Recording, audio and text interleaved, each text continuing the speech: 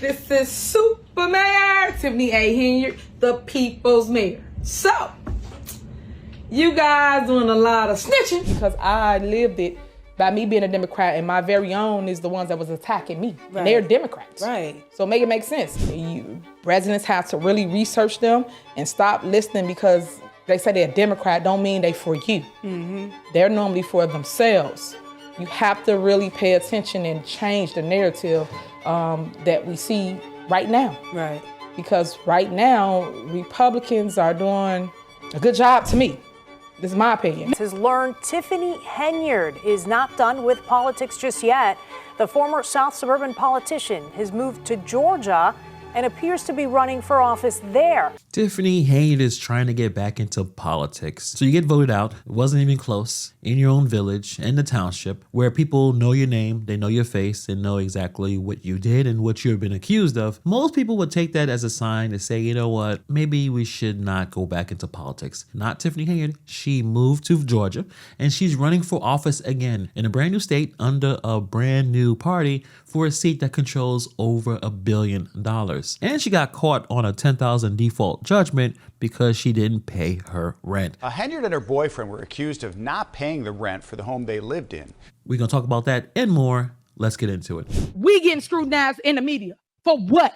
Loving on the people? Showing them that they matter to us? We going through the fires for y'all. Y'all should be ashamed of yourself. Y'all black. Y'all are black. And y'all sitting up here beating and attacking on a black woman that's in power. Y'all should be ashamed of yourselves. So many of you know who Tiffany Henyard is, but let me try to spend at least a minute or two to catch you up on why so many people care about Tiffany Henyard, or at least find Tiffany Henyard interesting. She was the mayor of Dolton, Illinois, a small suburb south of Chicago. She called herself the super mayor because she was a supervisor of Dolton Township and also the mayor. She gave herself that title. No one else did. During her time in office, the FBI served subpoenas to both Dolton Village Hall and Thornton Township. Former Chicago Mayor Lori Lightfoot was hired to investigate her finances and found that the village was more than $3.5 million in the hole with excessive spending and almost no receipts for a lot of the credit card purchases. Her cancer charity, Tiffany Henyard Cares, was ordered to stop collecting donations by the Illinois Attorney General because it wasn't registered, wasn't in good standing, and almost all of its funding came from taxpayer money. And if you're going to go way back, she also had a restaurant called Good Bigger that got hit with sanitary complaints and was delinquent on rent. Now, you know that's not fair, sneaking up on a man when he's eating a Tiffany juicy burger. She also was accused of retaliating against political opponents, using the village police to target businesses, and firing employees for not supporting her. And the village of Dolton, well, they're pretty much screwed right now. They got to pay about $40 million at this point because they had a judgment from a police chase lawsuit that happened before Tiffany Henyard took office. But current leadership says that her administration refused to settle it when they had a chance. Tiffany Henyard says the opposite. She says that it was the trustees that didn't want to settle. Either way, the people who live in Dolton are pretty screwed because now they're going to face property tax increases. But most recently, Tiffany Henyard got caught with a $10,000 default judgment because her former landlord sued her and her boyfriend, Kamal Woods, for not paying rent and damaging the property. Henyard lost a $10,000 judgment in a rent dispute with her former landlord back in Dolton. Henyard and her boyfriend were accused of not paying the rent for the home they lived in. And court documents show Cook County Sheriff's deputies tried and failed to serve Henyard with eviction papers in October of 2024. Henyard and her boyfriend have since moved out of that home. She did not appear in court today. Mo Butters just landed. This is what we do. We do's how we does. Man, if you ain't got it together, you better get it together because it's coming to a city near you. They didn't even show up to court. Her attorney said that she was out of state. Obviously, she was in Georgia, setting up her next move. And by the way, to this day, the FBI has not charged her. The investigation appears ongoing, with two former allies reportedly cooperating, but still no charges. We have to keep that in mind. I mean, at this point, there's been several mayors, my former mayor, Eric Adams, and others that were investigated and got hit with charges. Tiffany Henyard has not been hit with any charges.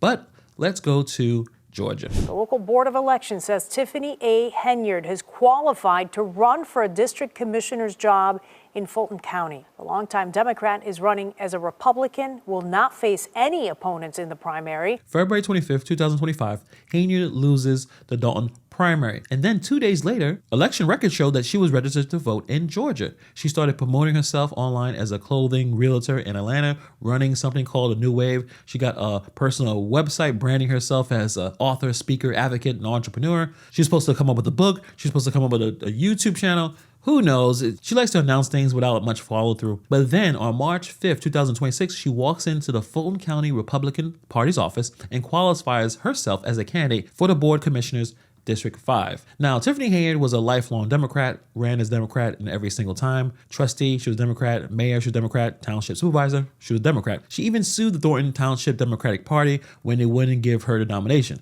So what exactly happened? Well, she did this interview a couple of months ago. There's been a lot of conversation lately about members of the Black community leaving the Democratic Party. They are talking. What's your thoughts about that? I'm really, really happy that people are entertaining the conversation. I really want people to educate themselves so they understand who does what, how it works, and what's the process. Well, one thing that I've heard from a lot of people is that a lot of people are saying that people keep voting for Democrats or keep voting Democrat, but the Democrats aren't doing anything for the Black community. That's true. So I lived it. That's true. You lived it. You mean I lived it because I am a Democrat. I ran as a Democrat. And if you go check my voting record, that's what I always pull, a Democrat ballot. And Democrats really need some help. Residents have to really research them and stop listening because they say they're a Democrat, don't mean they for you. Mm-hmm. They're normally for themselves. You have to really pay attention and change the narrative that we see right now. Right. Because right now, Republicans are doing a good job to me. This is my opinion. Now, obviously, Black people all don't agree on the same thing. I think a lot of people should consider both parties. You want to see both parties work for your vote instead of just assuming because you're Black, you should be voting Democrat. I think a lot of people still do that. And why would the Democrat leaders need to do anything different when they know they got your vote already? You should make them earn it. So registering to be a Republican or independent or libertarian is all cool. But the interesting thing about her position is this person spent taxpayer money on 5-star hotels, credit card purchases with no receipts, a cancer charity funded by public dollars that got shut down. Now she's in this interview saying that Democrats are quote unquote normally for themselves. You were a Democrat. The audacity is breathtaking. I believe Tiffany Henyard is using this because she sees that, well, the Republicans won this election cycle and she wants to be on a winning team. It's possible that this is just a politician that got rejected by her own party and is using whatever vehicle available to stay in the game. Because switching to Republican in Fulton County, Georgia, one of the most Democratic counties in the South, is not a winning strategy. It's a survival strategy. She's probably the only Republican who qualified for District 5. She's going to skip the primary entirely and go straight to the November ballot while 4 Democrats fight it out in May. So let's talk about what position she's actually running for, because a county commissioner seat in Fulton County, Georgia is not a small time gig. This is not a school board or something. This is not a village trustee position. This is big time stuff. The Fulton County Board of Commissioners is a 7-member body that oversees a budget of over $1 billion. They control funding for public safety, the sheriff's office, the jail system, elections, libraries, health services, water and sewer, senior services, behavioral health, and they appoint the county manager who runs the day-to-day operations of approximately 5,000 employees. District 5 covers East Atlanta, East Point, South Fulton, and parts of Union City and College Park. The current commissioner, by the name of Marvin Arrington Jr., has held this seat since 2014 and has vacated it to run for commission chair. So when you think about this, many people believe that Henyard mismanaged a village with a budget of roughly $33 million. She left it in financial ruin, and now she wants to sit on a board that controls a $1 billion budget. That part should make you pause regardless of what state you live in or what party you belong to. Even if she didn't break any federal laws, clearly there's some mismanagement that happened with the taxpayer money. When she spent all that money on vacations, when she spent a lot of money on that Tahoe that she bought, does she know how to handle money? The question is why she's doing this. She has no real base in Georgia. She doesn't have a strong enough community ties. Usually you have to be there for many, many years. She doesn't have any campaign infrastructure. She hasn't even filed any records with the Georgia Ethics Commission. The chair of the Fulton County's Republican Party won't even return calls about her. This is somebody who hasn't had much of a chance to establish roots, and she's going to be running against people who have far deeper roots in the community.